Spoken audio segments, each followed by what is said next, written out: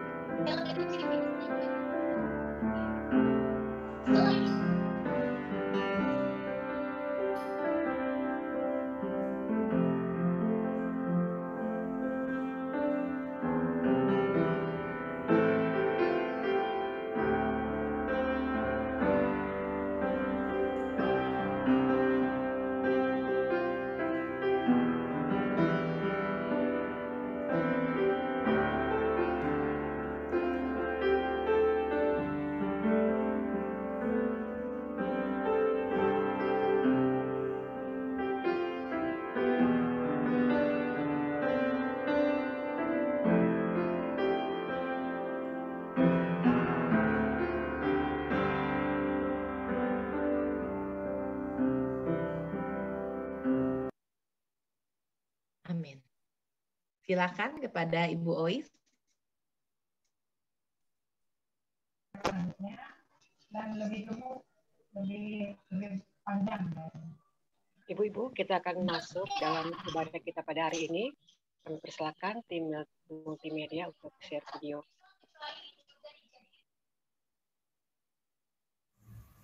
Selamat pagi ibu-ibu. Shalom. Dan salam sehat buat kita semuanya. Apa kabar ibu-ibu? Kiranya damai sejahtera selalu beserta dengan kita. Ibu-ibu, ketika kita masih diberi kesempatan untuk beribadah pada saat ini, itu adalah kemurahan Tuhan. Itu adalah pertolongan Tuhan yang selalu diberikan kepada kita. Walaupun kita mengalami badai dalam kehidupan kita, tapi kita selalu mengimani bahwa kita berkata kebajikan dan kemurahan akan mengikuti kita sepanjang hidup kita. Ibu-ibu sekalian, kita akan masuk dalam ibadah kita pada hari ini, dan nats kita pada hari ini terdapat dalam Yohanes 9 ayat 4. Kita harus mengerjakan pekerjaan Dia yang mengutus aku selama hari masih siang. Akan datang malam di mana tidak seorang pun yang dapat bekerja. Mari kita akan sambut, kita akan mulai ibadah kita pada hari ini dengan kita memuji sebuah lagu yang berjudul Hanya Dekat Allahku. Kita nyanyikan bersama-sama.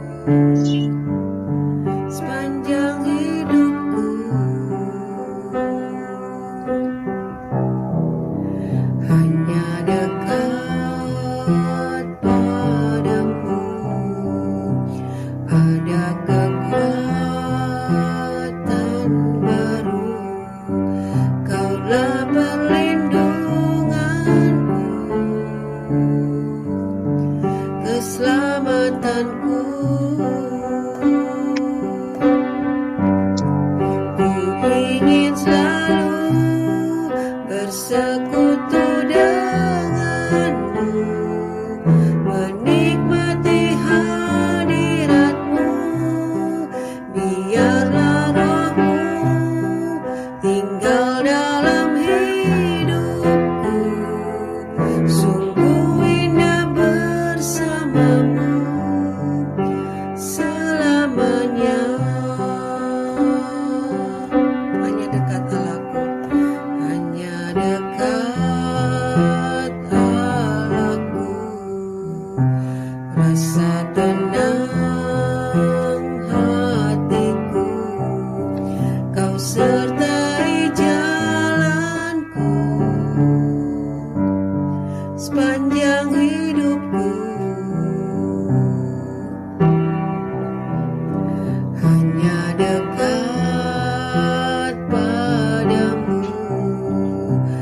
ada kekuatan baru. Kaulah perlindunganku, keselamatanku. Ku ingin selalu bersekutu denganmu, menikmati hadiratmu. Biarlah rohmu tinggal dalam hidupku, sungguh indah bersamamu selamanya. Sungguh indah bersamamu selamanya. Sungguh indah bersamamu selamanya. Ibu-ibu sekalian, marilah kita merendahkan diri di hadapan Tuhan. Kita bersama-sama berdoa. Bapa, terima kasih untuk penyertaan-Mu sepanjang minggu ini. Kami dapat dipersatukan karena kemurahan-Mu saja Tuhan. Tuhan, terima kasih karena tanpa penyertaan-Mu, kami tidak ada sebagaimana kami ada. Dengan kesiapan hati, kami mau bersekutu dengan-Mu, dan pakailah hamba-Mu penginjil Tuti Erlina yang akan sharing firman, dan kami diberikan tanah yang subur, tanah yang lemah lembut untuk menyambut isi hati-Mu Tuhan. Tuhan, Engkau memberkati semua perangkat elektronik yang telah Engkau siapkan untuk kami melayani Engkau Bapa. Terima kasih Tuhan Yesus, memberkati juga para tim multimedia yang selalu senantiasa melayani Engkau Tuhan. Bapa memberkati juga semua yang hadir di sini Tuhan. Biarlah kami dengan segala pergumulan kami selalu senantiasa mengucap syukur kepadamu Tuhan. Engkau selalu memberkati Tuhan juga kami semua, dan kami memberkati juga teman-teman kami, saudara-saudara kami yang belum sempat hadir. Kiranya Engkau memberkati dimanapun mereka berada Tuhan. Bapa, terima kasih Engkau sambut doa ini Tuhan. Layakkan kami Tuhan, kuduskan kami Tuhan. Terima kasih Bapa, Engkaulah tempat perteduhan kami, Engkaulah sumber sukacita kami. Hanya dalam nama anak-Mu Yesus Kristus kami telah bawa doa ini. Amin. Yesus pun pagi-pagi benar, pada hari masih gelap dan pagi masih sunyi, ia datang dan berdoa. Markus 1 ayat 35. Ibu-ibu, kita akan masuk dalam doa syafaat. Sebelumnya, mari kita sambut dengan nyanyian yang berjudul Tuhan Tahu. Nyanyikan bersama-sama.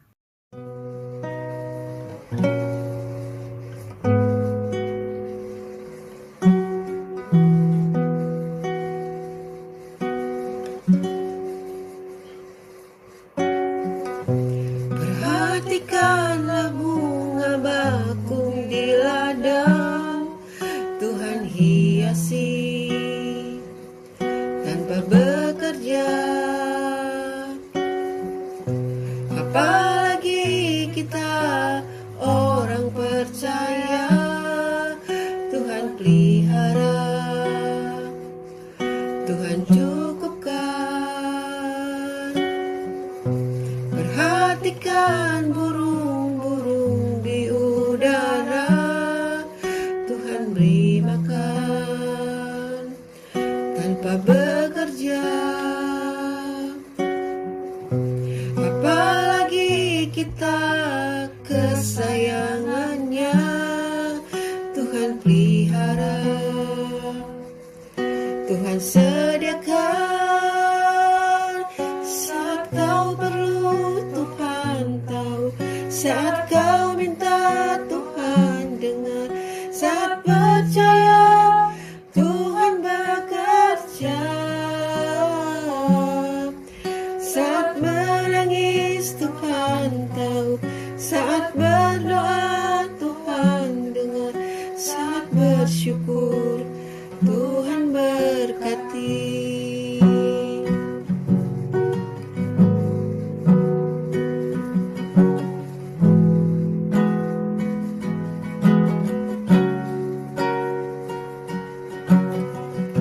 Perhatikan burung-burung di udara, Tuhan beri makan tanpa bekerja. Apalagi kita kesayangannya, Tuhan pelihara, Tuhan sediakan saat kau perlu, Tuhan tahu. Saat kau minta, Tuhan dengar. Saat percaya, Tuhan bekerja. Saat menangis, Tuhan tahu. Saat berdoa, Tuhan dengar. Saat bersyukur, Tuhan berkati. Saat bersyukur, Tuhan berkati. Saat bersyukur, Tuhan berkati.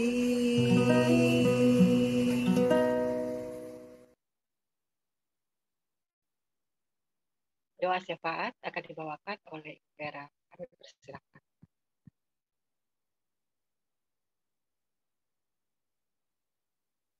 Terima kasih Ibu Ois.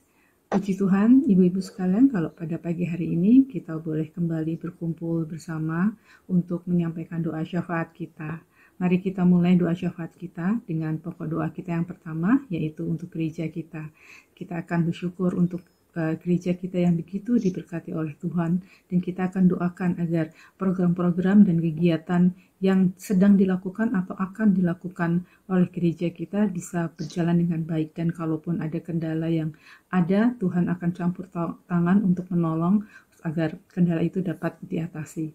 Kita juga doakan agar gereja kita ini juga selalu dicukupkan oleh jemaat-jemaat yang semakin rindu untuk berpartisipasi dalam pelayanan di setiap kegiatan di gereja kita. Mari kita angkat suara untuk mendoakan gereja kita. Tuhan Yesus Kristus, puji Tuhan, hanya kepadamu Tuhan kalau kami boleh memiliki gereja GKY yang Kau berkati dengan luar biasa, baik dari gedung gereja, fasilitas, dan aktivitas gereja yang tiada henti dapat memberikan kesempatan bagi kami untuk lebih bertumbuh dalam iman dan kerohanianan kami. Tuhan Yesus, kami berdoa agar setiap program-program kegiatan gereja, baik yang sedang berjalan saat ini maupun yang akan direncanakan untuk masa yang akan datang, dapat dipersiapkan dengan baik, seperti rangkaian ibadah Jumat Agung dan Paskah, juga kegiatan pemberian vaksinasi booster yang telah berkali-kali dilakukan, agar dapat dijalankan dengan baik dan segala kendala yang dihadapi dapat diatasi dengan segala pertolongan-Mu. Tuhan, kami juga berdoa agar gereja kami selalu dicukupkan dengan jemaat yang tergerak untuk berpartisipasi dalam pelayanan di gereja, sehingga gereja GKY akan semakin bertumbuh dalam banyak kegiatan dan program-program untuk pertumbuhan iman gereja-Mu, sehingga gereja kami bisa menjadi gereja yang bisa menjadi teladan bagi jemaat dan masyarakat sekitar, sehingga akan semakin banyak jiwa-jiwa yang percaya dan datang kepadamu. Dalam nama Tuhan Yesus kami berdoa dan menyerahkan gereja ini hanya di dalam tangan-Mu. Amin. Untuk pokok doa kita yang kedua, mari kita doakan untuk hamba Tuhan di gereja kita. Kita bersyukur atas keberadaan mereka di tengah-tengah kita, dan kita doakan agar dalam pelayanan mereka, dalam pergumulan yang mungkin mereka hadapi, baik pergumulan dalam tugas pelayanan maupun pergumulan pribadi, mereka selalu mendapatkan kekuatan dan pertolongan dari Tuhan. Kita juga akan doakan keluarga dari para hamba Tuhan ini yang setia mendampingi, agar dalam mendampingi para hamba Tuhan ini, para keluarga hamba Tuhan selalu mendapatkan sukacita yang luar biasa dari Tuhan.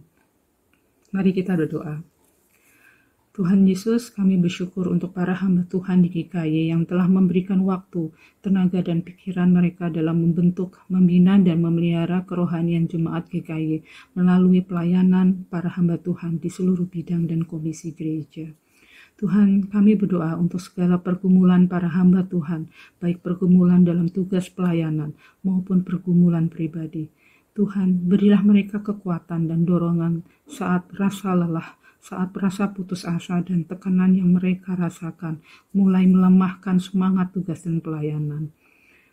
Sehingga para hamba Tuhan ini tetap dapat berdiri tegak dan tidak goyah walaupun sebesar apapun masalah yang menerpa karena kekuatan yang berasal daripadamu. Tuhan, kami juga berdoa agar Engkau mau memberkati keluarga para hamba Tuhan dengan damai sukacita dan kesabaran dalam mendampingi tugas pelayanan para hamba Tuhan. Karena dukungan dari keluarga mereka akan menjadi penyemangat utama dalam menjalani tugas pelayanan. Terakhir Tuhan, kami mohon Tuhan izinkan agar segala pelayanan yang sedang dan dilakukan oleh para hamba Tuhan agar dapat dilakukan dengan penuh iman, dengan bersandar hanya kepadamu, sehingga hasil pelayanan mereka dapat menjadi berkat dan teladan yang luar biasa bagi kemuliaan nama-Mu. Tuhan Yesus, kami berdoa kepadamu dan kami percayakan para hamba Tuhan ini ke dalam tangan-Mu. Amin. Untuk pokok doa kita yang ketiga, kita akan berdoa untuk pergumulan masing-masing dari kita, di mana mungkin di antara kita pada saat ini sedang mendapatkan kendala dalam kehidupannya, baik mungkin hubungan dengan keluarga, dengan pasangan hidup, dengan anak, dengan mantu, dengan mertua, dengan orang tua, ataupun sedang menghadapi masalah dalam pekerjaan, ataupun sakit penyakit yang sekarang masih COVID juga masih terjadi, juga mungkin ada penyakit-penyakit lain atau kelemahan tubuh yang mengganggu aktivitas sehari-hari. Mari kita doakan bagi mereka agar hanya pertolongan Tuhan dan kuasa Tuhan yang memberikan kekuatan dalam kehidupan mereka. Mari kita berdoa. Tuhan Yesus, kami bersyukur untuk berkat dan karunia-Mu untuk masing-masing dari kami. Kami berdoa Tuhan, kalau ada pergumulan pribadi dari kami di tempat ini Tuhan, jika di antara kami pada saat ini memiliki pergumulan pribadi, baik pergumulan karena masalah dalam keluarga, masalah dalam pekerjaan, ataupun sakit dan kelemahan tubuh lainnya. Tuhan, dengan kerendahan hati, kami berdoa kepadamu, memohon campur tangan-Mu, agar kami dipenuhi hikmat dan akal budi, hanya daripadamu Tuhan, agar dalam menghadapi pergumulan masalah dalam keluarga, ataupun dalam pekerjaan, kami dapat menghadapi dengan bijaksana. Juga bagi kami yang mungkin merasakan sakit dan mengalami kelemahan tubuh Tuhan, Engkau yang akan jamah, sehingga segala usaha yang dilakukan, baik obat, tindakan medis, dan dokter yang menangani dapat menjadi sarana yang meringankan dan menyembuhkan. Kuatkanlah Tuhan, agar kami dapat menghadapi segala pergumulan kami, dan hanya bergantung dan berharap kepadamu, karena segala yang mungkin mustahil bagi kami, bisa Kau jadikan dengan cara-Mu yang ajaib. Terima kasih Tuhan Yesus, hanya kepadamu kami berdoa dan mengucap syukur, dan kami serahkan segala pergumulan-Mu hanya ke dalam tangan-Mu. Amin. Demikian doa syafaat kita pada pagi hari ini. Saya serahkan waktu dan tempat untuk acara selanjutnya.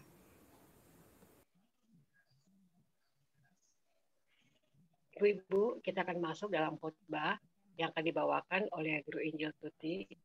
Mari kita siapkan hati kita dan kita nyanyikan bersama-sama Ajarku untuk Mengerti.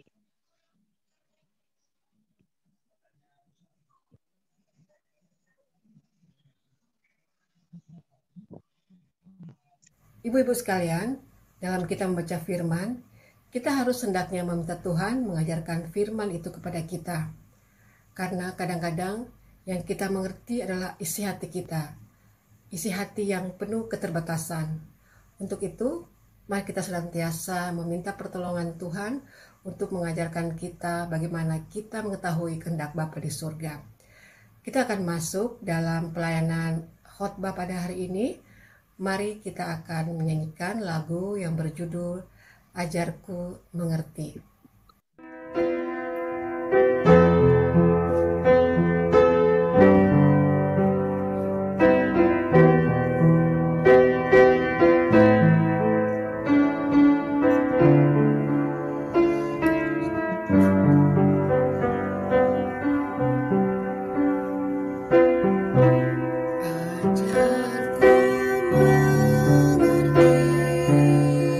Segala rencana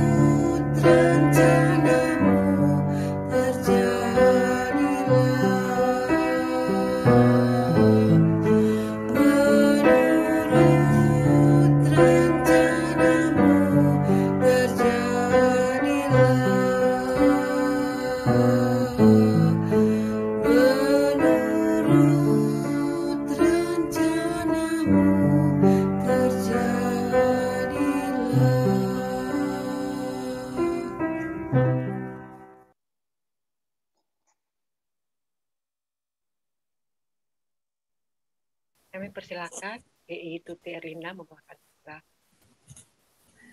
Ya, kita berdoa dulu ya untuk pelayanan firman yang sebentar akan kita dengarkan bersama. Mari kita berdoa. Tuhan, kami bersyukur karena di tengah-tengah pandemi ini Tuhan sudah menolong kami. Tuhan menyertai ibu-ibu khususnya di GKI Greenfield dengan berbagai juga pergumulan, tantangan pelayanan di sana, tantangan persekutuan. Tetapi hari ini kami bisa memuji Tuhan.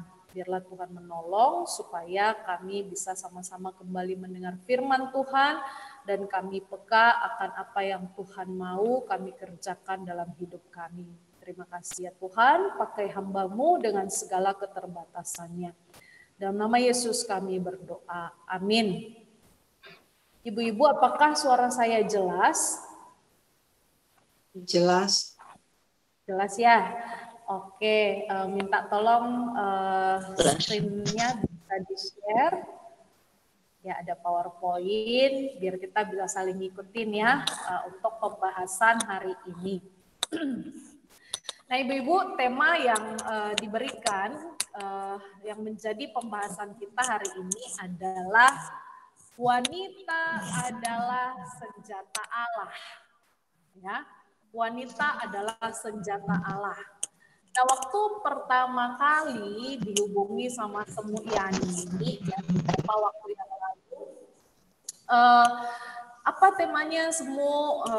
Wanita adalah senjata Allah. Terus waktu itu saya lupa, terus saya chat lagi, apa ya Semu temanya. Kemudian by WA itu saya baca lagi.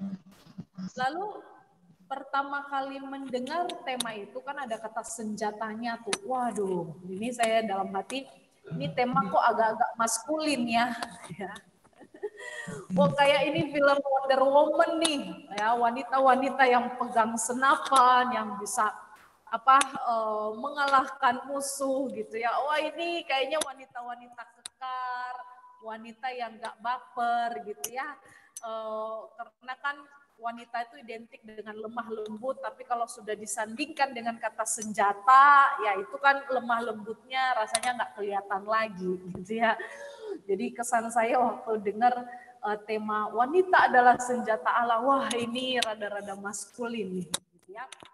Tapi tentu tema tentang wanita adalah senjata Allah, ibu-ibu, bukanlah bicara tentang penampilan atau fisik wanita, ya, bukan itu tujuannya. Saya yakin Semuyani juga bukan itu tujuannya, ya, gimana kita bisa pada maco nih, wanita-wanita yang maco gitu. Tetapi tema hari ini tentang wanita adalah senjata Allah itu bicara tentang bagaimana sih Tuhan itu bisa tetap pakai kita, bagaimana kita bisa tetap jadi alatnya Tuhan dengan berbagai panggilan kita yang berbeda. Ada yang sebagai hamba Tuhan, kayak Semuyani, kayak saya. Ada yang sudah sebagai oma sekarang. Saya tadi kan lihat wajah-wajahnya. Wah, ini ada yang sudah jadi oma-oma nih kayaknya, ya. Ada yang masih ibu-ibu muda, wanita karir gitu. Ada yang usianya berbeda, latar belakang daerah kita berbeda. Nah, gimana tuh dengan berbagai usia kita gitu, dengan panggilan kita yang berbeda-beda gitu, gimana kita ini masih bisa tetap dipakai Tuhan gitu ya, masih tetap berguna. Yang namanya senjata pasti sesuatu yang berguna, bukan ya, apalagi kalau sekarang kan kita dengar lagi perang tuh di Ukraina sama Rusia. Nah, senjata itu sesuatu yang berguna. Nah, ibu-ibu, hari ini kita mau bicara soal itu, gimana kita para wanita ini bisa dipakai Tuhan, jadi alatnya Tuhan, berguna. Suaranya nggak gitu jelas ya. Kecil ya? Suaranya kecil, putus-putus. Oke, segini kedengeran ya? Oke, Bu. Oke ya. Oh, berarti saya harus pegang ini nih. Ya, oke ya. Jadi hari ini kita mau bicara tentang wanita adalah senjata Tuhan. Gimana wanita bisa tetap berguna, bisa tetap dipakai Tuhan, bisa tetap jadi alatnya Tuhan dengan berbagai panggilan kita, profesi kita yang berbeda satu dengan yang lain gitu. Nah, ibu-ibu, mungkin ada di antara kita yang berpikir seperti ini. Ih, gimana ya saya bisa menjadi alatnya Tuhan? Gimana caranya saya bisa dipakai oleh Tuhan gitu ya, wanita berguna, jadi berkat, bermanfaat gitu. Karena kan lagi dalam situasi pandemi gitu ya. Lagi dalam situasi pandemi gitu ya, belum lagi usaha mungkin lagi pada mandek nih, usaha kerjaan anak, kerjaan suami gitu. Relasi suami istri lagi nggak baik, hatinya tuh lagi nggak mood, tadi mau ikut KW pun aduh gitu, bergumul sekali karena seminggu ini lagi ada sesuatu yang bikin kita bete dan nggak senang gitu ya. Atau mungkin ada di antara kita yang berpikir gimana nih jadi berkat gitu, gimana jadi alatnya Tuhan gitu. Saya tinggal bersama mertua yang sulit dipahami ya. Atau saya tinggal bersama dengan menantu yang sulit dipahami. Gantian sekarang menantunya ngomong gitu ya. Atau ini lagi sibuk ngurusin cucu, mbaknya masuk pulang kampung, lagi sibuk urusin cucu. Gimana saya bisa jadi alatnya Tuhan dong dengan kondisi seperti itu? Ini sekarang saya usianya udah gak produktif gitu ya. Atau mungkin ada yang berkata, maaf kata ya, oh, saya sekarang mengidap penyakit tertentu, sakit-sakitan, udah nggak sefit dulu lah gitu ya. Gimana saya bisa menjadi senjatanya Tuhan? Gimana saya bisa dipakai oleh Tuhan dengan kondisi saya yang seperti ini? Nah, ibu-ibu, seperti ini juga sebenarnya rintihan atau cerita kisah hidup seorang wanita yang begitu familiar lah bagi kita di kalangan para wanita nih, di komisi manapun, di komisi KW apalagi ya pasti tokoh ini dikhotbahkan, yaitu kisah tentang Naomi gitu ya. Saya percaya kalau misalnya ya Naomi hidup di zaman sekarang dan dia ikut di komisi wanitanya Greenfield, coba kita berandai-andai lah ya. Wah, dia ikut di komisi wanitanya Greenfield, lalu dia dengar tema khotbah tentang wanita adalah senjata Allah. Lalu dia tanya sama Semuyani, Semuyani gimana saya bisa menjadi senjata Tuhan, alatnya Tuhan, saya sekarang gak punya apa-apa. Nah, ibu-ibu sambil review ya kisah Naomi gitu. Karena kan suaminya udah meninggal di perantauan. Lalu kemudian 2 anaknya juga meninggal, anak laki-lakinya. Mereka pergi di perantauan, kalau orang merantau kan kepingin hidup jadi lebih baik, bukan gitu. Tapi di perantauan dia habis-habisan, udah gak punya duit, suaminya meninggal, lalu kedua anaknya juga meninggal tanpa ada keturunan gitu ya. Jadi dia akan bertanya sama Semu Yani, Semu gimana dong saya bisa menjadi alatnya Tuhan, sekarang saya sudah habis-habisan, udah gak punya apa-apa lagi Semu gitu ya. Lalu gimana nih, saya mau pulang ke Bethlehem, pulang ke kampung halaman saya, karena di Moab saya udah habis-habisan, maka sekarang nih saya rencananya pulang ke Bethlehem, ke kampung halaman saya. Saya masih punya sih 2 menantu, tapi sebentar lagi saya mau suruh mereka pulang ke kampung halaman mereka juga, karena mereka bukan orang Israel dan saya enggak punya anak laki-laki aja lagi, jadi ya udah mereka pulang ke kampung halamannya. Jadi saya enggak punya apa-apa semua. Jadi gimana dengan kondisi seperti ini saya bisa tetap jadi senjatanya Tuhan, alat di tangan Tuhan. Nah ibu-ibu, luka hati Naomi itu terlihat ketika dia pulang ke kampung halamannya. Lalu orang-orang di daerahnya itu, perempuan-perempuan di dalam Rut pasal yang pertama ayat 19, itu kaget lihat Naomi pulang. Lalu mereka berkata kepada Naomi, ya nyeletuk gini, ya pasal 1 ayat 19, Rut. Ibu-ibu bisa sambil lihat ya, ada di slide. Saya baca bagi kita. Gemparlah seluruh kota itu karena mereka itu Rut dan Naomi pulang. Dan perempuan-perempuan itu berkata, Naomi-kah itu?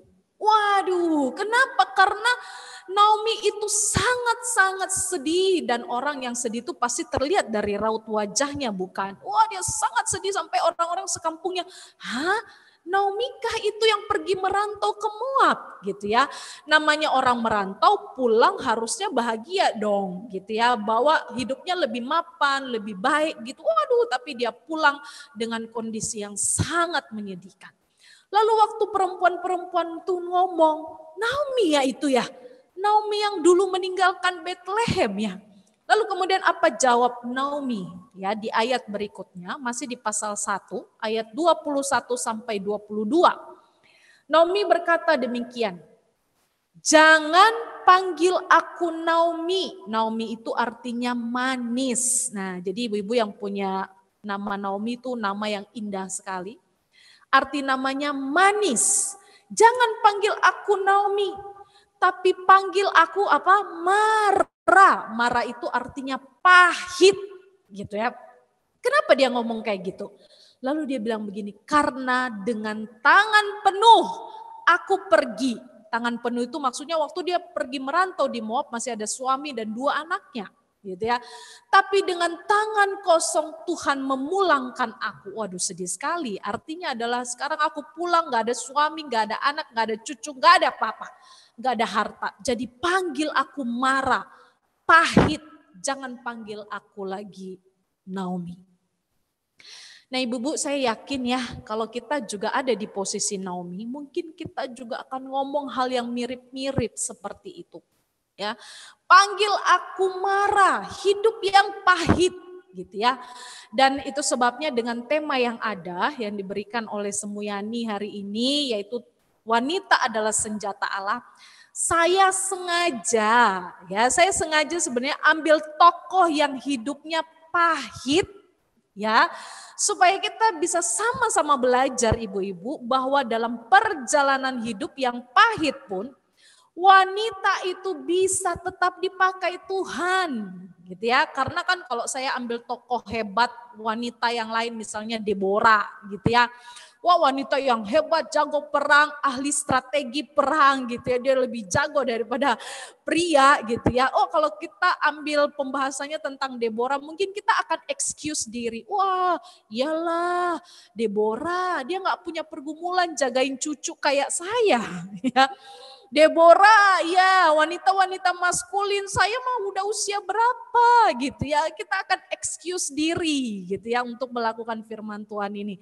Tapi saya sengaja ambil Naomi, hidupnya yang pahit ini, supaya kita juga bisa melihat dalam hidup yang pahit pun, dalam pergumulan pun Tuhan bisa tetap pakai kita sebagai wanita-wanita senjata Allah. Nah, jadi ibu-ibu mari kita lihat apa yang terjadi dengan Naomi dan kita mau belajar dari Naomi. Apa yang terjadi dengan Naomi setelah dunianya runtuh?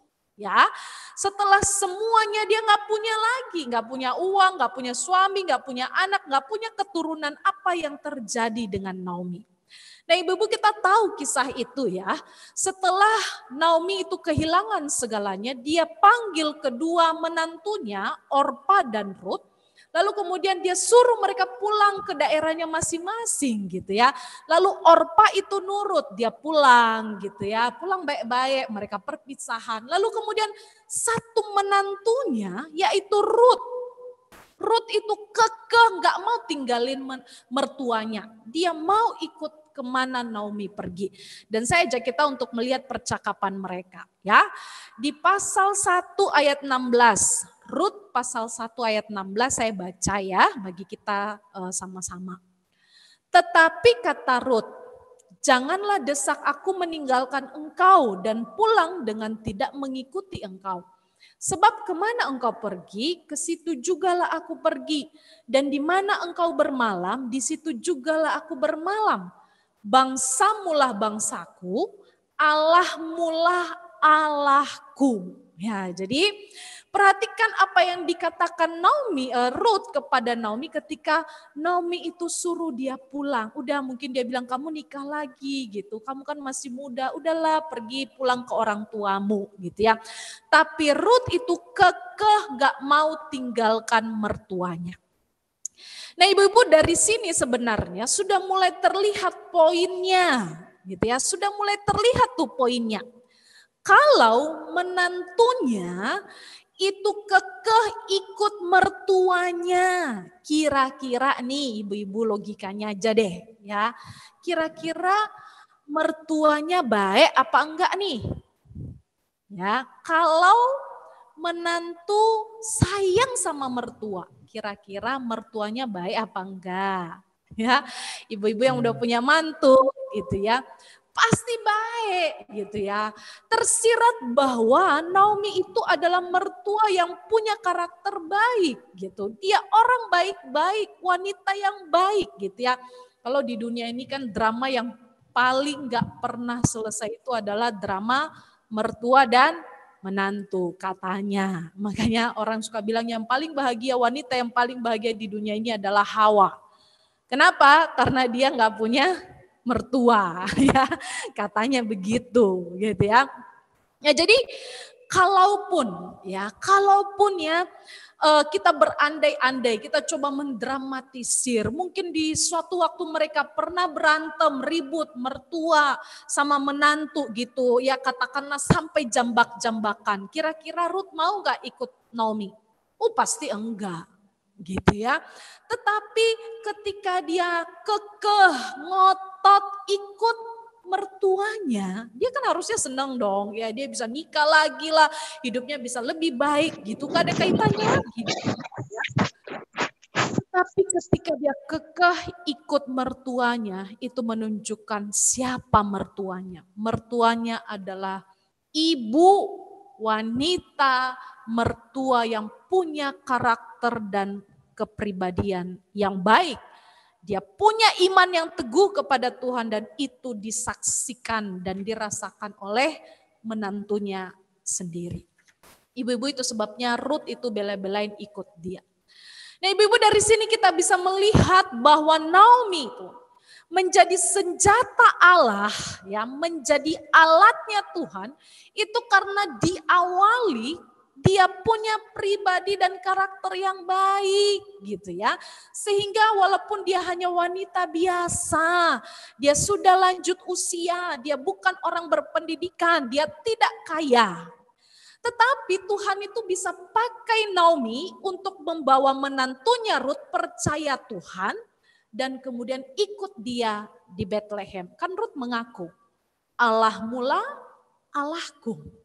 Gitu ya. Kalau seandainya ya Naomi itu nggak pernah menunjukkan setianya sama Tuhan gitu, dia nggak pernah menunjukkan imannya, wah mana mungkin Ruth bisa mengakui percaya Allahnya kalau hidup Naomi itu jadi batu sandungan imannya gitu ya. Tapi karena dia berkata gitu ya, Allahmu lah Allahku, itu berarti selama ini Naomi itu menunjukkan imannya yang sejati kepada Tuhan gitu ya. Maka Ruth itu begitu yakin untuk mengambil keputusan ikut mertuanya. Lalu apa yang terjadi kita tahu setelah Ruth itu ikut Naomi, maka babak baru kehidupan mereka itu dilanjutkan. Tuhan memulihkan hidup mereka di Bethlehem, mereka bertemu dengan Boas lalu menikah dengan Ruth dan mereka melahirkan anak yang bernama Obed, dan kita tahu ya kayak di Rut pasal yang keempat ayat 17 di situ dikatakan Obed itu adalah ayah Isai, ayah Daud, dan kita tahu dari keturunan Daud nanti lahirlah Mesias. Gitu ya, bisa di next slide-nya. Di Rut pasal yang keempat ayat yang ke-17. Nah ibu-ibu, dari sini ya kita bisa melihat bahwa nggak usah muluk-muluk deh ya, kita berpikir mau jadi senjata Allah itu harus sekolah tinggi-tinggi gitu, harus pintar ngomong kayaknya tuh, harus aktif melayani, harus wanita karir, apalah dayaku ibu rumah tangga gitu ya, harus usia tertentu gitu ya, atau pikir-pikir kita mau jadi relawan tukang masak di Ukraina baru kita berkata kita jadi alatnya Tuhan gitu ya. Waduh ibu-ibu ya boleh-boleh aja sih, nggak salah gitu ya. Tetapi kalau kita bisa mencapainya gitu ya. Tetapi jangan lupa ibu-ibu ya, dengan keberadaan kita saat ini pun, entah itu sebagai ibu rumah tangga, entah itu kita sebagai oma, sebagai tante di rumah, kita bisa tetap loh jadi senjata Allah. Kita bisa tetap dipakai oleh Allah. Kita bisa mulai dari sesuatu yang kita bisa kerjakan bersama. Kita usahakan bersama, yaitu kita punya karakter yang baik dan kepribadian yang baik. Kira-kira susah nggak ibu-ibu? Ya, sesuatu yang kita bisa usahakan bersama kok. Punya karakter yang baik, punya kepribadian yang baik gitu. Maka coba kita tes ya, saya ini udah punya karakter yang baik nggak ya? Kepribadian saya gimana nih gitu ya? Coba kita tes ya. Kira-kira ya anggota keluarga kita di masa pandemi kan ngumpul terus ya di rumah gitu. Kira-kira anggota keluarga kita tuh seneng nggak kalau kita ada di rumah? Atau anak-anak, mama ikut KW, yes, nggak ada yang ngomel gitu ya, lumayan 1,5 jam gitu ya, rumah sepi gitu. Biasanya kalau mama nggak ngapa-ngapain dari pagi sampai malam gitu. Ya. Suami dikuatkan nggak dengan kata-kata kita? Di masa pandemi ini bukan ada di antara kita yang ngalamin ya kondisi ekonomi keluarga susah, suami dirumahkan gitu. Waktu suami kita pulang, dia cerita gitu ya, gimana kondisi di kantor, kerjaan lagi sulit gitu. Kita menolong dia enggak untuk beriman kepada Tuhan? Atau kita justru, kamu sih kurang daya juang kamu tuh Pak. Lihatlah teman-temanmu, cepet deh lihat peluang yang lain, kamu sih gengsi dan lain sebagainya gitu ya. Kita nggak sadar ibu-ibu ya, harusnya Tuhan itu pakai kita sebagai alatnya untuk menguatkan suami kita kan. Makanya kan wanita itu adalah penolong bukan perongrong gitu ya. Harusnya Tuhan pakai kita sebagai alatnya untuk menguatkan suami yang bergumul gitu ya. Tapi karena kita orangnya begitu ngomongnya, karakternya begitu, maka jangan heran suami lain kali nggak mau lagi cerita sama kita ya. Atau amit-amit dah dia lebih nyaman cerita ke orang lain ya. Amit-amit dah itu terjadi di dalam keluarga kita. Kenapa? Harusnya kita jadi alatnya Tuhan. Kita berfungsi itu jadi penolong bagi suami, gitu ya. Jadi penolong bagi anak-anak kita, jadi teladan bagi anak-anak kita. Waduh, tapi kebalikannya yang terjadi. Gitu ya.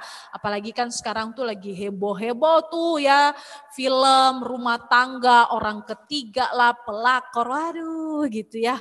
Yang lagi hits itu kan sinetron apa tuh cuplikannya, It's My Dream ya. Itu kan demen banget tuh ya ibu-ibu di Indonesia, warga plus 62 tuh nonton yang kayak gitu. Gitu ya. Coba lihat, kita di rumah kayak apa karakternya, kepribadiannya. Cek gimana respons suami, respons anak-anak, respons mertua kita, menantu kita, papa mama kita, mbak kita di rumah, karyawan kita terhadap kita gitu ya. Jangan bilang gitu ya, saya orangnya begini, nggak bisa gitu. Ya, nggak bisa bilang saya orangnya begini, nggak bisa. Ya, semua orang harus bergumul mengikis karakternya yang nggak sesuai dengan apa yang Tuhan mau. Baru kita bisa menjadi alatnya Tuhan gitu ya. Nah ibu-ibu, karena memang yang paling dipakai Tuhan untuk membentuk karakter kita ya keluarga kita. Gitu ya. Dan yang paling merasakan kebaikan kita harusnya juga adalah keluarga kita, bukan orang terdekat kita. Karena keluarga kita, orang terdekat kita adalah saksi pertama yang cerita ke orang-orang tentang seperti apa hidup kita, gitu ya. Anak kita yang cerita, kita mama seperti apa di rumah, itu anak kita yang cerita ke temannya, jangan anggap remeh gitu.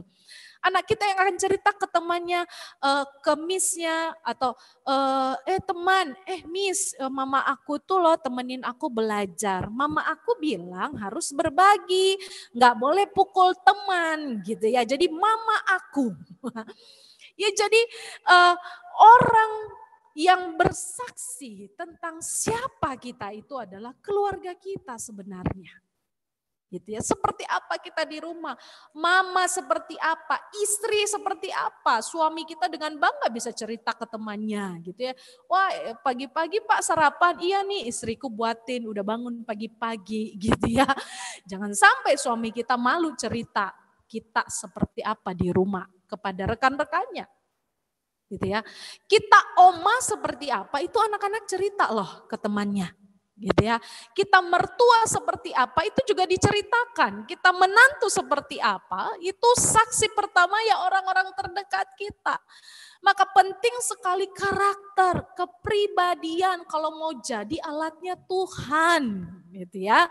Maka itu yang terjadi dengan kehidupan Naomi. Naomi nggak usah berkoar-koar menginjili Rut, gitu ya.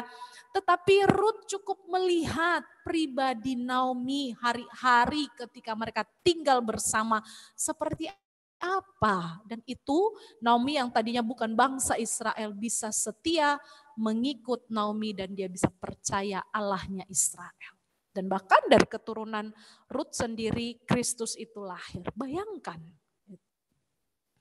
Nah ibu-ibu, terlalu banyak kisah tentang orang-orang yang berhasil dalam hidupnya itu karena support dari wanita-wanita terdekatnya. Terlalu banyak kisah indah tentang orang-orang yang berhasil dalam hidupnya karena disupport oleh wanita-wanita yang ada di sekitarnya. Sebut salah satunya ya, di slide ini ada Fanny Crosby.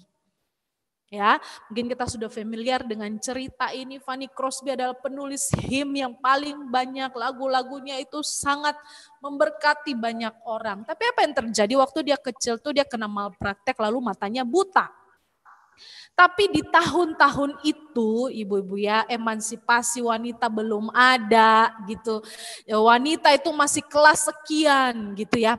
Tetapi Fanny Crosby walaupun dia buta dia bisa survive sampai dia dewasa. Dia dipakai oleh Tuhan untuk menjadi pencipta lagu rohani gitu. Lagu-lagu hymn. Siapa yang ada di balik semuanya itu?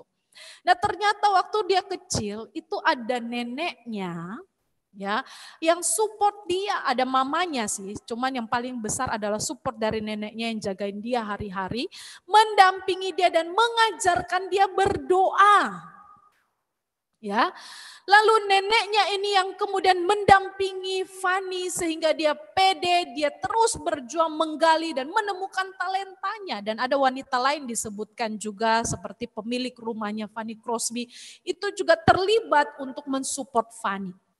Saya berandai-andai ya, kalau seandainya neneknya itu di zaman itu ya pikirannya kolot.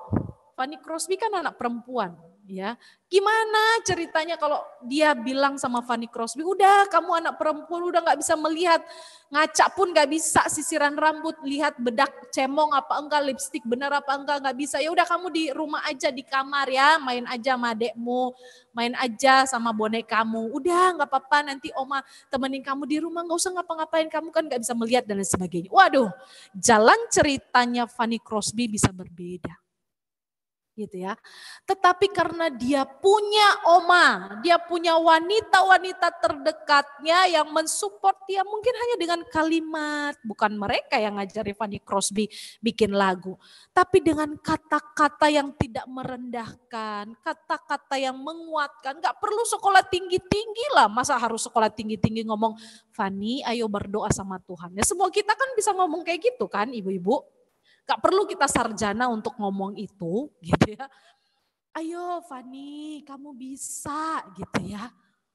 Ayo Fanny berharap sama Tuhan, datang sekolah minggu, jangan malu, Tuhan sayang kamu gitu ya. Ketimbang kita ngomong dasar ya, apa ya kalau di kampung saya tuh ya, karena saya orang Sumatera ya. Dasar anak ya, kamu mirip papamu tuh, malas lah, kamu mau jadi apa gitu ya.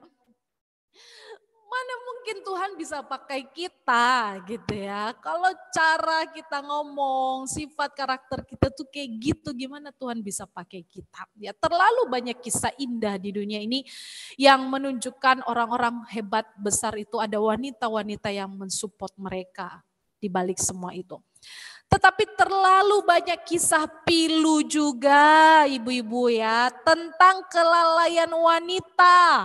Ya, di dalam keluarga khususnya di dalam rumah tangga kepada orang-orang terdekat mereka gitu ya. Satu kali ada seorang penjahat yang sadis. Itu ditanya, udah ketangkap tuh ditanya, dia tuh pembunuh berantai wanita. Ditanya, "Kamu kenapa sih?" gitu ya. Waduh, digali ya, dia diinterview. Ya, usut demi usut ternyata dia itu waktu kecil memang nggak disayang sama mamanya. Mama kandungnya gitu ya, dia suka dibandingkan dengan anak yang lain. Dimaki-maki, dipukul kalau nakal gitu ya, jadi dia benci sekali dengan mamanya. Ya, maka orang yang mirip dengan mamanya itu dia pasti akan bunuh. Gitu ya, dia karena benci sekali dengan mamanya. Nah ibu-ibu harusnya ya sebagai mama, sebagai oma, sebagai tante, sebagai kakak gitu ya di dalam kehidupan keluarga, di tengah-tengah lingkungan kita gitu ya. Kita ini bisa dipakai oleh Tuhan untuk menjadi berkat, mensupport orang lain gitu itu untuk semakin lebih baik gitu. Tetapi terlalu banyak kisah pilu di dunia ini. Orang-orang yang gagal, orang-orang yang jahat. Di balik semuanya itu ada peran-peran wanita yang tidak jalan dengan baik. Ya, banyak wanita-wanita yang lalai untuk menjalankan perannya di dalam keluarga.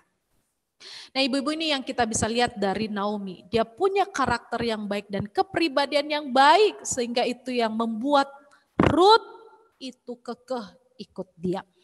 Nah ibu-ibu selain dari dia punya kepribadian yang baik dan karakter yang baik.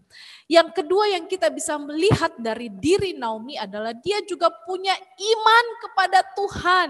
Imannya gak kaleng-kaleng loh. Ya, sekalipun dalam kesedihannya dia berkata, jangan panggil aku Naomi, panggil aku Mara. Saya pikir itu wajar sekali, manusiawi sekali gitu ya. Tetapi dia punya iman yang teguh kepada Tuhan dan imannya tuh nggak kaleng-kaleng ibu-ibu ya.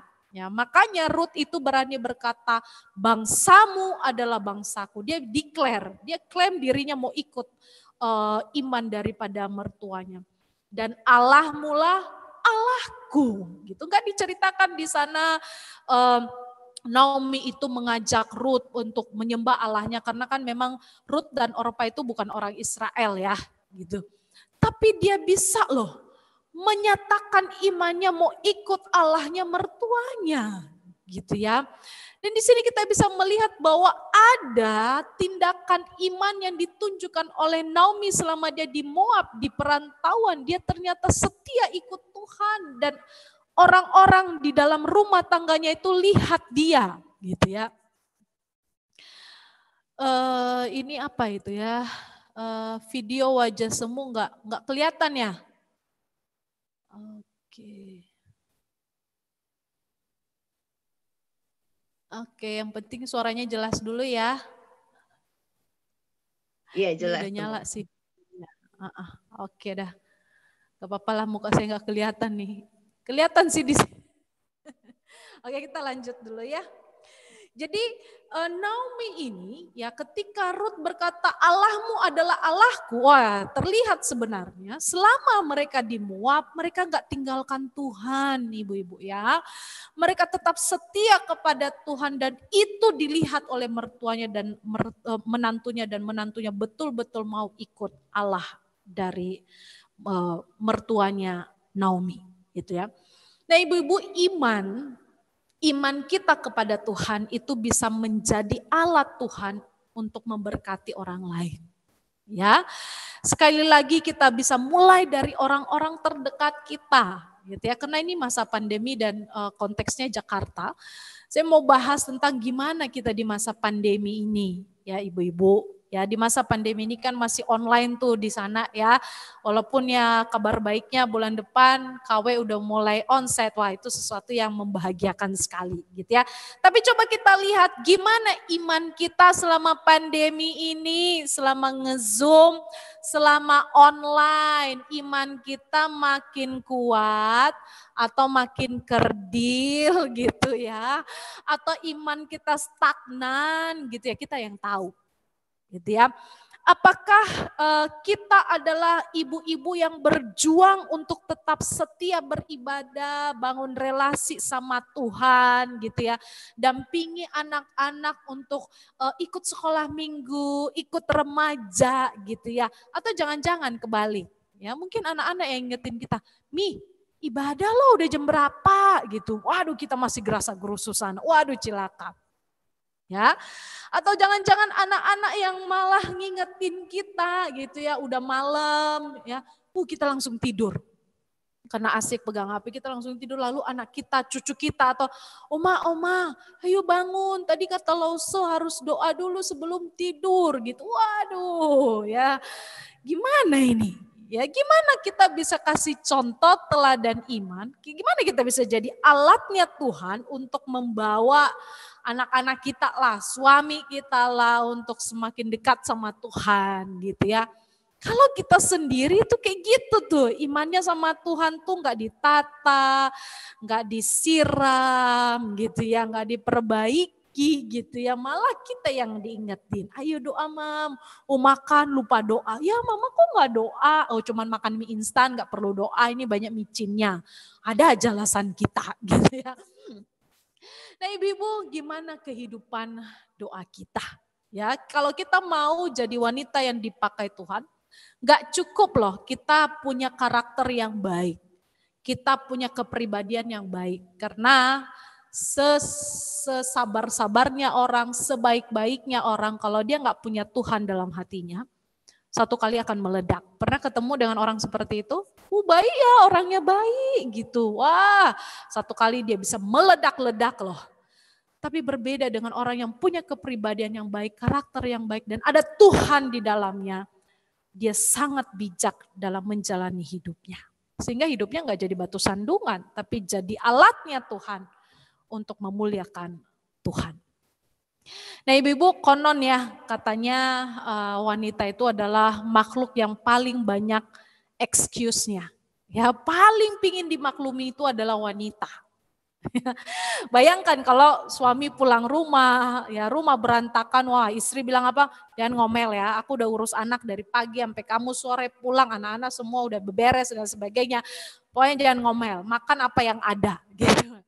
Wah rasanya hukumnya di dalam rumah itu wanita boleh ngomel Tapi pria enggak boleh gitu ya. Karena kan kalau wanita ngomel dia punya sejuta alasan untuk dimaklumi, apalagi kalau lagi PMS. Ya, tapi kalau pria tuh ngomel tuh aduh rasanya tuh terkesan dia punya karakter yang buruk. Tapi kalau wanita kayaknya sah-sah aja ngomel ya. Karena kan markasnya wanita adalah rumah, itu daerah teritorianya wanita gitu ya. Tapi urusan dengan Tuhan, ibu-ibu, wanita tidak boleh excuse. Ya, kita boleh excuse dirilah, memaklumi diri kalau kita nggak mandi seharian. Suami pulang, kok masih dasteran? Ingat, aku urus rumah. Ya, boleh excuse kita nggak mandi seharian, gitu ya. Boleh excuse rumah berantakan, bolehlah ya. Tetapi untuk Tuhan, wanita tidak boleh memaklumi diri. Serepot apapun kita di rumah, tetap minta hikmat Tuhan untuk tetap bisa bangun relasi dengan Dia. Jangan hanya ketemu Tuhan waktu minggu aja atau waktu KW aja. Ya kadang konsentrasi kita tuh terbagi. Dangkal iman kita. Kita sulit jadi alatnya Tuhan kalau kita pun sedang jauh dari Tuhan. Gimana Tuhan mau pakai kita? Kita lagi jauh dari Tuhan gitu. Kita nggak peka Tuhan mau pakai kita di mana? Mau menguatkan siapa? Mau mendoakan siapa? Orang kita jauh dari Tuhan. Gitu kan kira-kira. Untuk hal lain bolehlah wanita memaklumi diri. Tetapi untuk Tuhan wanita tidak boleh excuse diri. Karena tanpa iman yang kuat wanita tidak bisa menjadi senjata Allah. Justru hidup kita jadi batu sandungan. Ibu-ibu saya mau cerita tentang perjalanan saya juga ya. Saya sudah menikah selama 2 tahun ya. Suami saya melayani juga bersama-sama di GKI Pontianak. Saya pegang sekolah minggu, suami saya pegang remaja pemuda. Gitu. Kami dikaruniai 1 anak laki-laki namanya Bless. Jadi usianya itu 1 tahun 7 bulan. Gitu. Waktu melahirkan anak itu tuh hal yang paling sulit buat saya adalah adaptasi waktu-waktu saya bersama dengan Tuhan dan persiapan pelayanan. Ibu-ibu yang sudah lebih dulu menikah dengan saya pasti tahulah rempongnya ngurusin baby, mesti pelayanan gitu ya. Dan saya nggak punya mbak lagi. Gitu. Aduh dulu masih sekolah minggu kami belum onsite dulu itu ya. Jadi mesti rekaman, belum lagi editnya kita. Aduh masih penyesuaian. Aduh tuh saya betul-betul sedih sekali ya. Panik sekali di masa-masa saya harus pelayanan, urus anak, urus suami ya, urus rumah tangga dan lain sebagainya. Nah sempat itu ada fase-fase saya itu sedih karena saya itu nggak ketemu waktu yang pas gitu ya. Untuk saya berdoa, untuk persiapan pelayanan. Kadang saya pikir, oh saya harusnya persiapan pelayanan jam segini, tapi saya harus dampingi anak saya gitu ya. Ngajarin anak saya, mandiin dia, kasih dia makan. Waduh saya betul-betul stres gitu ya. Tetapi akhirnya saya ngalah. Saya doa, saya cerita sama suami saya gitu ya. Akhirnya saya ngalah. Ya, saya ikut jam anak. Saya minta Tuhan tolong kasih saya hikmat gimana ini, ya. Saya ikut jam anak, ibu-ibu ya. Jadi kalau dia tidur, biasanya dia tidur tuh jam-jam 9:30, ya makanya saya ke gereja nih nge-zoomnya. Karena kalau di rumah dia pasti bangun dengar suara saya. Ya dia 9:30 tidur, maka di situ saya cepat-cepat saat teduh. Kalau ibu-ibu mungkin kebiasaan ada yang saat teduh pagi-pagi. Kalau saya nggak bisa gitu, kecuali saya bangun jam 4 gitu ya. Saya kadang jam 9:30 baru dia tidur, baru saya bisa ambil Alkitab, berdoa, baru doa-doa syafaat. Itu pun kadang ya cuma 10 menit dia udah bangun gitu ya, dengar buku jatuh lah, pintu dibuka gitu ya.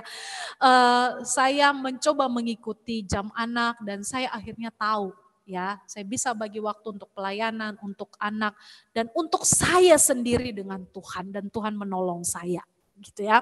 Nah ibu-ibu tentu pergumulan kita berbeda gitu ya, dan mungkin dalam tingkatan tertentu ibu-ibu bisa minta hikmat Tuhan, bisa sharing ke semua nih bagaimana caranya supaya kita ini imannya nggak makin layu gitu ya. Kalau layu maka sulitlah hidup kita ini menjadi alatnya Tuhan gitu ya. Nah ibu-ibu di slide ini ada tampilan Susana Wesley. Ya, terakhir saya mau cerita tentang kisah hidup wanita ini, gimana dia bisa menjadi senjatanya Allah. Susana Wesley ini adalah mama dari John Wesley dan Charles Wesley. Mereka hamba-hamba Tuhan yang terkenal dari Methodist. Nah, sebenarnya suaminya adalah hamba Tuhan, tetapi tidak menjalankan fungsinya dengan perannya dengan baik. Maka Susana Wesley inilah yang cukup punya peran untuk anak-anaknya. Nggak tanggung-tanggung ibu-ibu, anaknya 19 orang. Saya lupa berapa yang meninggal gitu ya. Jadi dia harus mendidik dan membesarkan anaknya itu 19 anak. Ya, dan dengan waktu, tenaga mulai terkuras, biaya pun sangat minim dan zaman itu juga terjadi perang, belum sesejahtera sekarang gitu ya. Oh saya bayangin gimana masak buat 19 anak. Kalau sekarang kan ibu-ibu malas masak, dia tinggal GoFood, Gojek gitu ya. Waduh zaman dulu dia mungkin harus pergi ke pasar jalan kaki gitu loh, masak di wajan yang besar gitu ya. Waduh mungkin lengannya itu kekar sebelah kali ya karena dia harus ngaduk di kuali yang besar. Mungkin dia harus bikin bubur, bangun jam berapa dan sebagainya. Saya nggak kebayang dia harus nyuci baju dan lain sebagainya, suapin anak-anaknya dan lain sebagainya. Tapi dikisahkan di sana bagaimana Susana Wesley ini tetap menunjukkan teladan imannya kepada anak-anaknya. Jadi sekalipun dia jadi ibu yang rempong, tapi dia tetap menunjukkan dia itu mama yang setia sama Tuhan. Ya, jadi yang dia lakukan adalah mungkin karena dia nggak sempat saat teduh di kamar bersama dengan anak-anaknya, mungkin desak-desakan tidur, maka yang dia lakukan adalah ketika dia bangun pagi. Ya, dia bangun pagi, lalu kemudian dia mengambil selendangnya. Ya kalau orang bule itu kan punya selendang-selendang gitu ya. Lalu ditaruh di kepalanya, lalu dia berdoa, lalu kemudian baru dia melakukan aktivitasnya. Dan itu dia lakukan setiap hari. Dan kemudian anak-anaknya itu melihat ya mamanya, cinta mamanya kepada Tuhan. Dan itu yang kemudian memberkati anak-anaknya. Mereka sebagian besar juga jadi hamba Tuhan dan mereka melihat teladan iman yang dilakukan oleh mamanya. Nah, ibu-ibu, Susana Wesley nggak punya harta apa-apa yang diwariskan kepada anak-anaknya, tetapi dia punya kekayaan rohani yang dipakai Tuhan sebagai alatnya untuk juga kemudian berbicara kepada anak-anak Susana Wesley, sehingga mereka kemudian menyerahkan diri untuk menjadi hamba Tuhan. Nah, ibu-ibu, gimana dengan kita? Ya, sudahkah hari-hari ini hidup kita menjadi alatnya Tuhan? Ya kita ngomong di dalam keluarga kita dulu deh. Ya, untuk anak kita, untuk suami kita, untuk mertua kita, menantu kita, ya kita yang sudah kerja mungkin, teman-teman sekerja kita gitu ya. Apa yang Tuhan bisa pakai ya dalam hidup kita untuk menjadi alatnya. Kalau kita nggak punya karakter yang baik dan kalau kita nggak punya iman yang baik, maka hidup kita bukan jadi alatnya Tuhan justru, tapi jadi batu sandungan, gitu ya. Mari kita mulai menata dan memperbaikinya, mulai dari ngecek kita punya kepribadian dan mulai membenahi kehidupan iman kita, sehingga Tuhan sungguh-sungguh bekerja dan memakai kita sebagai alatnya. Ya, Tuhan memberkati. Yuk kita berdoa dulu untuk firman Tuhan yang kita sudah dengar bersama. Kita berdoa ya. Tuhan, kami bersyukur karena hari ini kami diingatkan kembali betapa kami berharga di mata Tuhan sebagai wanita dengan panggilan kami masing-masing. Kami sungguh berharga, bahkan Tuhan mau berkenan memakai hidup kami. Ampuni kami kalau selama ini kami lalai untuk menyadarinya, dan kami lalai membenahi hidup kami, sehingga kami juga sulit dipakai oleh Tuhan. Mungkin ada kesempatan-kesempatan yang sudah kami lewatkan, yang harusnya Tuhan pakai kami untuk menguatkan orang lain, untuk menjadi berkat bagi orang lain, tapi karena kami punya kehidupan yang buruk, punya karakter yang sulit dipahami, punya kehidupan yang tidak tertata dengan baik, justru kami jadi batu sandungan. Tuhan ampunilah kami. Maka ketika Tuhan kasih kami lagi kesempatan di waktu ini, biarkan kami tersentak dan kami dibangunkan kembali sehingga kami cepat-cepat membenahi diri, kami cepat-cepat memperbaiki hal-hal apa yang harusnya juga Tuhan bisa pakai kami, entah itu dari sifat, karakter, cara bicara kami, isi hati kami, entah hal apapun yang harus cepat-cepat kami benahi, supaya Tuhan juga tetap bisa pakai kami. Dan di antara kami mungkin ada yang sedang bergumul dalam kerohanian, kami mungkin aktif ikut persekutuan, tetapi sesungguhnya hati kami lagi jauh dari Tuhan. Tuhan tolong kami untuk kembali mendekat kepada Tuhan. Tuhan tolong kami supaya menjadi wanita-wanita yang mencari Tuhan. Sehingga iman kami betul-betul dilihat dan disaksikan. Mungkin kami sulit bersaksi secara kata-kata, tetapi orang di sekitar kami sungguh bisa melihat dan merasakan iman kami. Tolong kami Tuhan untuk hidup kembali melekat kepadamu, sehingga Tuhan sungguh memakai kami. Terima kasih untuk kesempatan ini, kami bisa mendengarkan firman-Mu. Di dalam nama Tuhan Yesus kami berdoa. Amin. Oke. Terima kasih untuk sharing firman. Biarlah kita menjadi murid yang mempunyai kerinduan untuk menjadi alat Tuhan, menjadi senjata Tuhan. Terima kasih kepada Bu Tuti. Biarlah Bu Tuti semakin diberkati dan pelayanannya di mana-mana semakin diberkati Tuhan. Ibu-ibu sekalian, kita akan masuk dalam pelayanan persembahan. Mari kita ikuti video berikutnya. Ibu-ibu yang kekasih dalam Tuhan, kita akan masuk dalam persembahan. Sebelumnya mari kita nyanyikan bersama-sama lagu yang berjudul Kubawa Korban Syukur. Kita nyanyikan bersama-sama.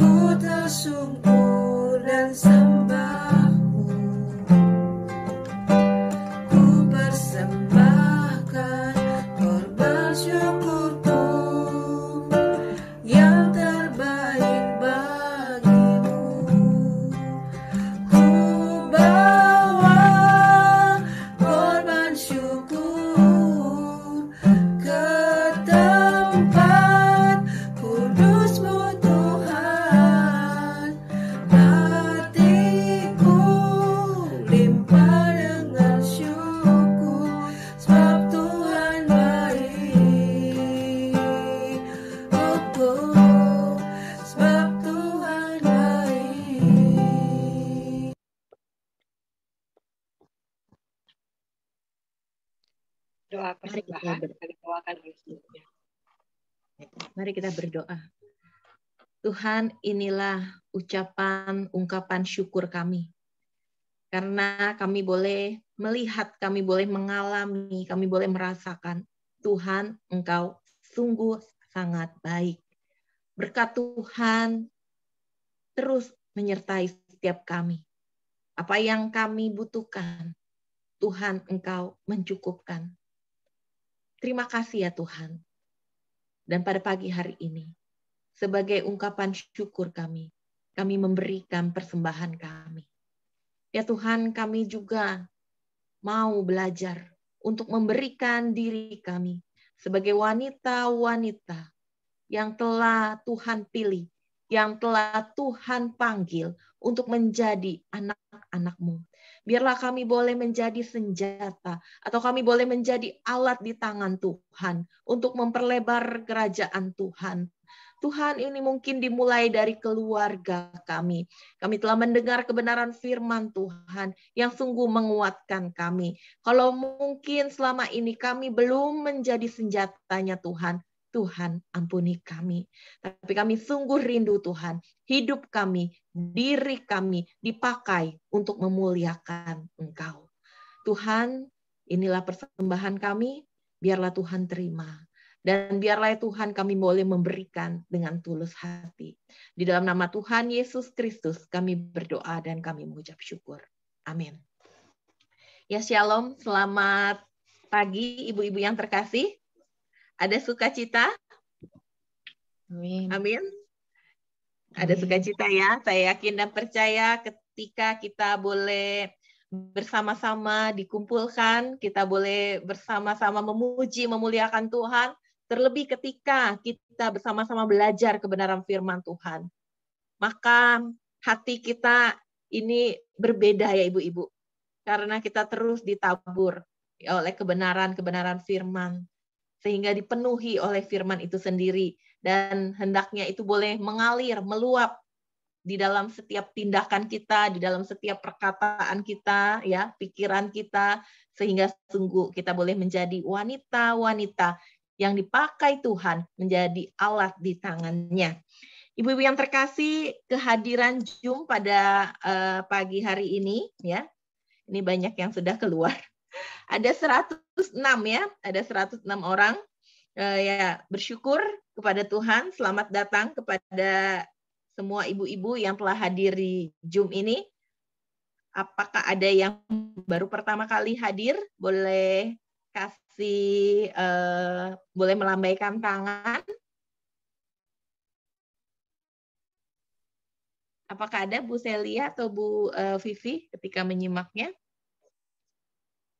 Mungkin selamat bergabung kembali dengan Ibu Rika dan Ibu Dina ya, di Vivi. Kan udah lama saya nggak lihat Rika dan Dina. Oke, selamat gabung lagi. Iya. Iya, ini ada Dina ya, dia juga mengacungkan icon tangan ya. Selamat datang Dina ya. Tuhan berkati selalu. Kami mengundang untuk ibu-ibu, mari terus bergabung bersama dengan kami setiap hari Jumat jam 10. Pada masa pandemi ini kita memang tetap adakan tayangan YouTube, tetapi itu adalah rekaman ya ibu-ibu. Adalah lebih indah kalau kita boleh bersekutu bersama-sama di waktu yang sama meskipun di tempat yang berbeda. Ya ibu-ibu yang terkasih, di awal April nanti kita ada rencana untuk onsite kembali. Jadi kami mengundang, mari ibu-ibu bergabung bersama-sama untuk kita hadir onsite di Ebenezer ya, jam 10 di lantai 3. Ibu-ibu ingat ya, jangan lupa. Tetapi bagi ibu-ibu yang merasa kurang sehat gitu ya, terus ada gejala, kami juga tidak istilahnya apa ya, tidak ayo wajib gitu ya, enggak seperti itu, karena kita tetap ada tayangan YouTube ibu-ibu ya, kita tetap ada tayangan YouTube tapi tidak ada Zoom ya. Jadi ibu-ibu mari bergabung bersama-sama, doakan terus untuk rencana onsite ini di bulan April. Nah, kami juga mengucapkan banyak terima kasih kepada Guru Injil Tuti ya. Tadi videonya tidak ada, apakah sudah ada? Ada videonya sudah? Kelihatan. Belum ya? Belum kelihatan ya? Iya. Mungkin Temu Tuti kalau boleh, kalau berkenan keluar dulu. Oh iya, live dulu ya. Nanti join lagi gitu ya. Mungkin sinyal gitu juga ya. Jadi penyebab dulu. Ya, mungkin ibu-ibu juga pengen lihat ya. Ini Temu Tuti yang mana ya? Begitu ya. Nah, dulu ya. Ya, oke. Nanti join lagi ya semua.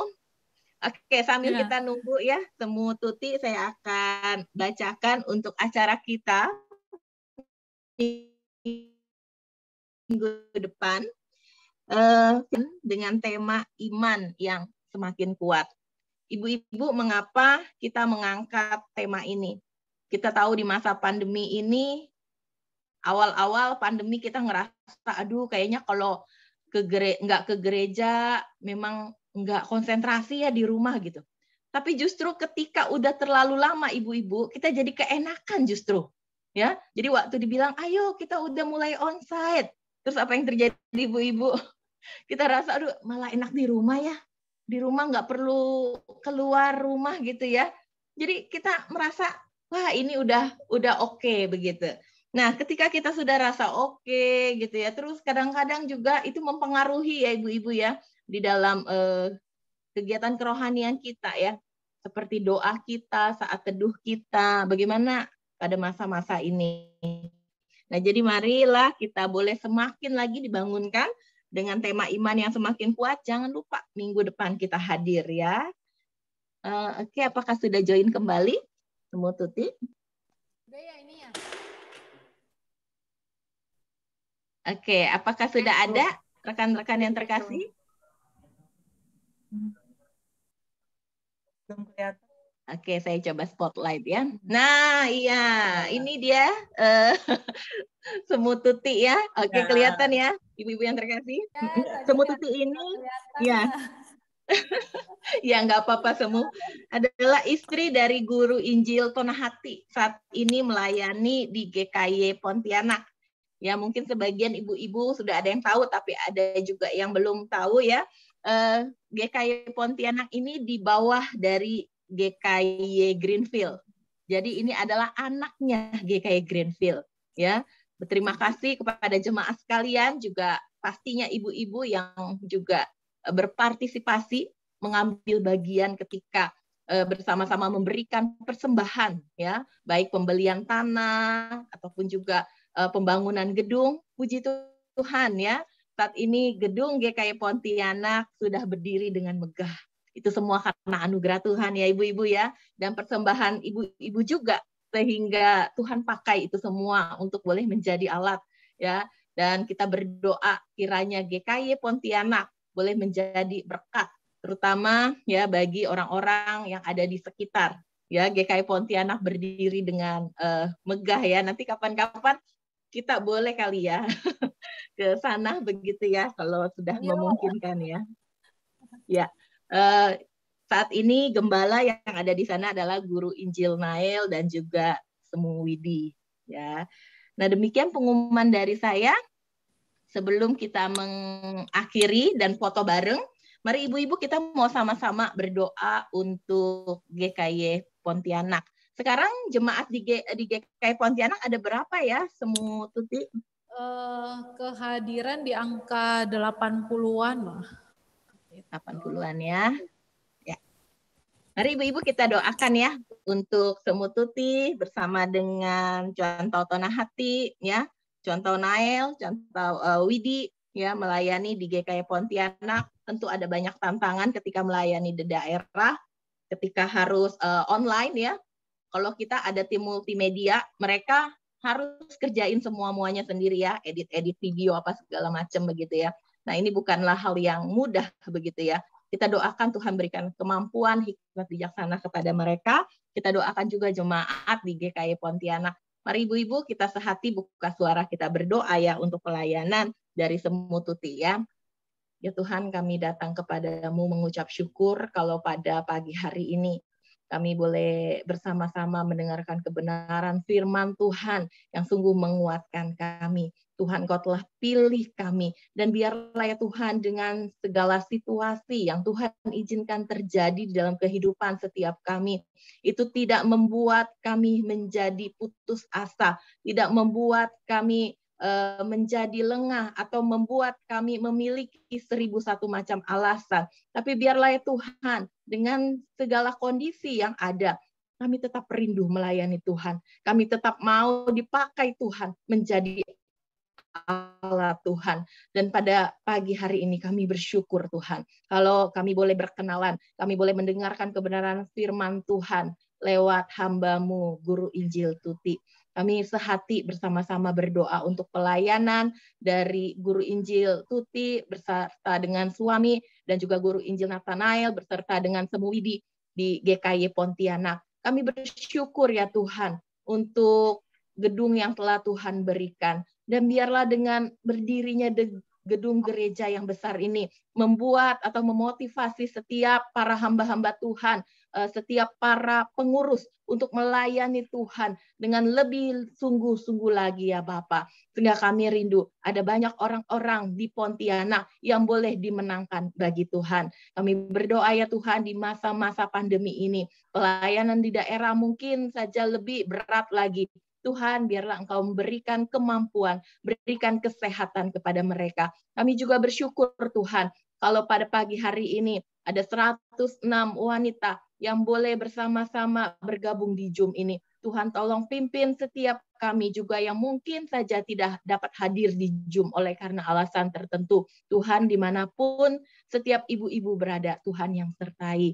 Kami juga bersyukur kepadamu Tuhan, kalau Tuhan telah menjawab setiap seruan dan doa kami. Ketika kami berdoa, kami melihat ada teman-teman kami yang sakit, dan kami boleh mendapatkan informasi bahwa mereka telah sembuh. Tuhan, Engkau telah jawab doa kami. Kami berterima kasih kepadamu ya Tuhan. Dan ya Tuhan, kami pada pagi hari ini yang telah mendengarkan kebenaran firman Tuhan, kami sungguh digerakkan untuk kami boleh menjadi berkat bagi suami kami, bagi anak-anak kami, bagi menantu kami, bagi cucu kami.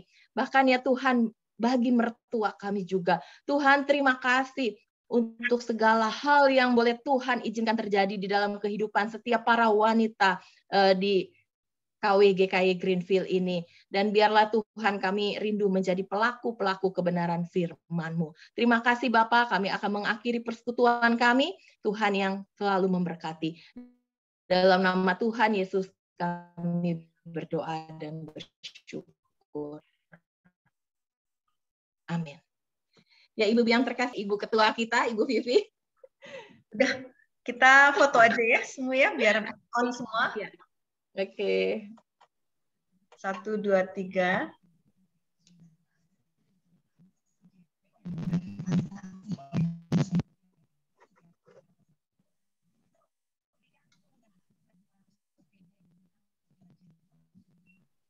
Oke, terakhir.